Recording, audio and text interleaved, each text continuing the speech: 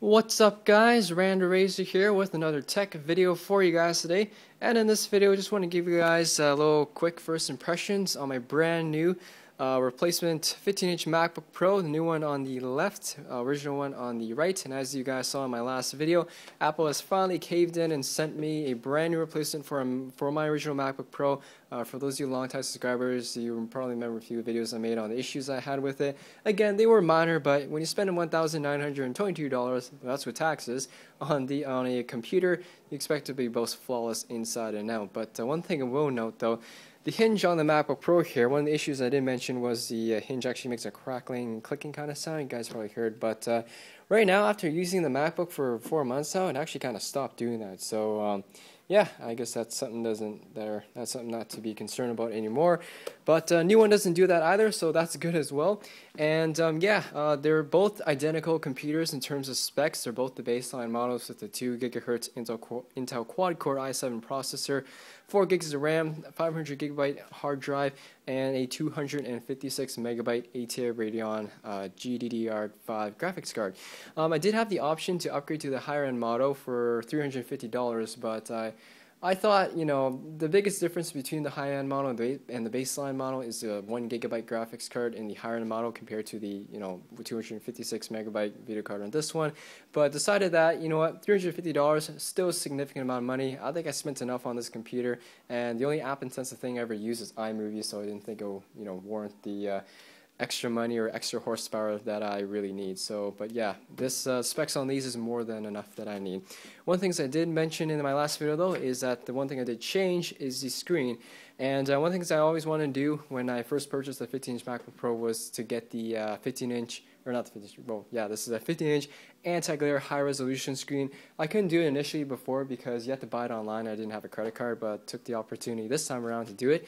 And so far, I'm pretty happy with it. I will have to say though, the glossy screen is definitely a lot more attractive, a lot more gorgeous, you could say, than the anti-glare, but that's just mainly because, at least in my opinion, it's human nature. Who doesn't like shiny things? And Apple puts glass screens as standard on their iMacs and MacBook Pros just because they look really nice when they're nice and clean. And when we walk into the Apple store, what would look nicer, glossy screens walking down the aisle or matte screens walking down the aisle? So, it's definitely a lot more attractive look to it with a glossy screen, but wanted to try the anti-glare screen as it was a little bit different. And yeah, that's pretty much the main difference is I just want to be a little bit different because every MacBook Pro I've seen that people have, and I know I will see at university, everyone's going to have this one here, but I just want to be a little bit different and have a different looking one, if that makes any sense. But anyways, right now I am restoring the MacBook Pro right now, and let's see, we got 1 hour and 2 minutes left. Yeah, I just backed up this computer here, and now I'm just restoring it with the same backup on this one, so hopefully all my programs, music, and everything will be back on this. I backed up computers before, but I never actually restored one with a backup, so hopefully everything on that one will be on this one. So, but anyways, the biggest difference between the anti-glare and the glossy is, of course, the aesthetics. One, glossy, it's got a lot more shinier, a lot more, I guess, glare, but that doesn't really bother me at all.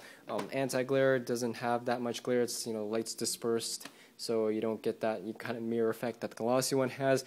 And also, instead of a glass panel, you get a aluminum bezel that goes all the way around. And let me see if I can just get a better shot like this.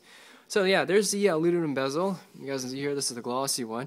And we'll make another video comparing the two different screens, so those of you who are thinking about, getting a MacBook Pro with that option.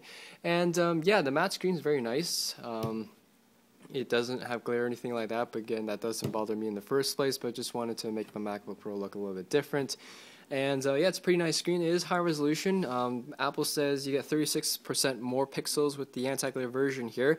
And with that though, when you're increasing the resolution on a same size screen, this text and stuff will appear a little bit smaller. Granted, you will get more screen real estate, which might benefit some people, especially graphic designers. But yeah, text will appear a tiny bit smaller, not a whole lot, but just a little bit. But then again, if you want to make the text a little bit bigger, you can always go to settings and adjust that, which I think you can do. But yeah, you guys can see here the text on here.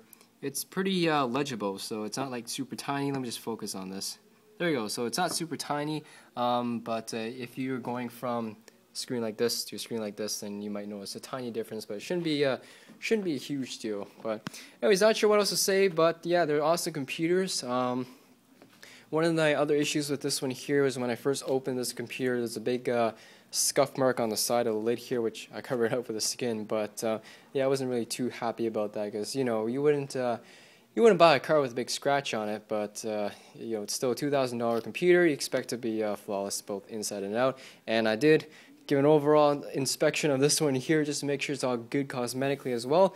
You guys can see it's all clean, no nicks, no scratches or anything like that, and hopefully I can make it stay that way for the lifetime of the computer.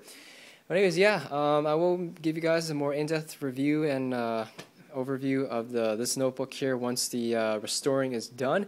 But I thought I'd just make a first impressions video, let you guys know what happened and that I finally got the computer. And if you do order the MacBooks online, it will come in this packaging here. This is the shipped by FedEx, and it will come in packaging like this, so nothing too spectacular. I did make an unboxing video, but there are a few boring parts which I do want to cut out, so I just decided to upload this one first.